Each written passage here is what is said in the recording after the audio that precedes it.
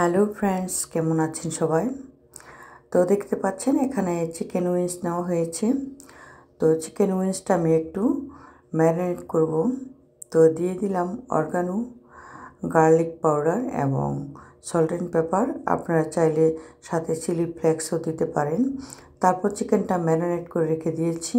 তারপর দিয়ে দিলাম 1 কাপ ময়দা আর কর্নফ্লাওয়ার পরিমাণ মতো, আর দিয়ে দিয়েছি লবণ, আর এখন দিয়ে দিচ্ছি বেকিং পাউডার। তো সব কিছু দিয়ে অল্প পানি দিয়ে তারপর ব্যাটারটা বানিয়ে নিতে হবে। তো দেওয়া সব কিছু হয়ে গেছে। তো এখন আমি একটু পানি দিয়ে ব্যাটারটা বানিয়ে নিব। তো দেখতে পাচ্ছেন একটু পানি দিয়ে পরে আমি ব্যাটারটা বানিয়ে নিচ্ছি।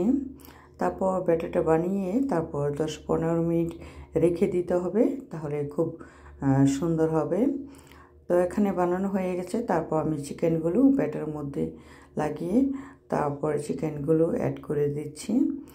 তো গতকালকে আমি chicken wings, readymade chicken wings ভাজা হয়েছিল, সেই তেলের মধ্যেই আজকে আবার চিকেন উইংসটা ভাজা হচ্ছে। তো দেখতে পাচ্ছেন খুব সুন্দর হয়েছে। আর আমার নাতি তো দেখতে পাচ্ছেন কি মজা করে খাচ্ছে, তার খুবই পছন্দ। মচমচে উপরের যে কভারটা চিকেনের, এটা মচমচে থাকে, সেজন্য তার অনেক পছন্দ। তো এখানে চিকেন উইংস ভেজে নেওয়া হচ্ছে, আর সাথে কিছু পটেটো ভাজছে, কারণ আমার নাতির আবার পটেটো খুব পছন্দ, ফ্রেঞ্চ ফ্রাই বলা চলে। তবে ব্যাটার দিয়ে ভাজা হয়েছে। তো দেখতে পাচ্ছেন চিকেন উইংসগুলো কিন্তু অনেক সুন্দর হয়েছে। আর আজকে রান্না করব আলু টমেটো দিয়ে, পাবদা মাছ দিয়ে, আর পাতাকপির ভাজি রান্না করব।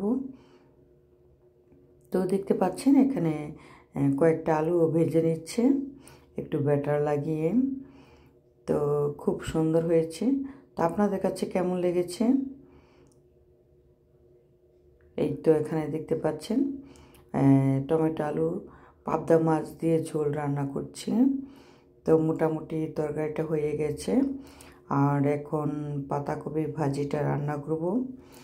তো কেমন লাগলো আজকের ভিডিওটি? যদি ভালো লাগে থাকে তাহলে অবশ্যই লাইক, কমেন্ট এবং বেশি বেশি করে শেয়ার করবেন। সবাই ভালো থাকবেন, সুস্থ থাকবেন।